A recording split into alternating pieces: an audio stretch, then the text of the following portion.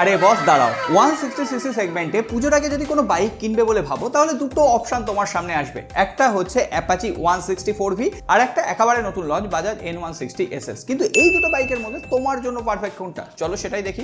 First difference, অ্যাপাচিতে 159cc একটা single cylinder engine রয়েছে, অন্যদিকে পালসারে 164cc ইঞ্জিন রয়েছে।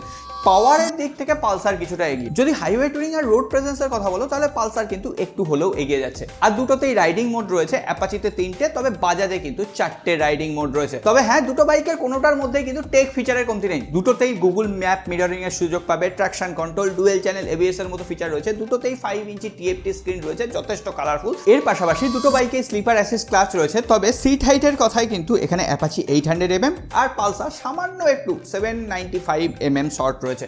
আর পালসার কিন্তু একটু ভারী বাইক, 151 কেজি, সুতরাং বললাম না রোড প্রেজেন্স ভালো হবে। সুতরাং তোমরা যারা সিটি কমফোর্ট চাও তাদের জন্য টিভিএস অ্যাপাচি, আর তোমরা যারা হাইওয়ে টুরিং এর কথা ভাবছো তাদের জন্য বাজাজ পালসার N160SS মডেলটা কিন্তু আমার মতে বেটার এক্সপিরিয়েন্স প্রোভাইড করবে। এরপরে তোমরাই বলো তোমরা হলে এই দুটো বাইকের মধ্যে কোনটাকে চুজ করতে। তবে হ্যাঁ, সবসময় বাইক কেনার আগে টেস্ট ড্রাইভটা নেওয়া জরুরি, আর আমাদের টেস্ট নেওয়ার জন্য ওই সাবস্ক্রাইব আর ফলো বাটনটা রয়েছে।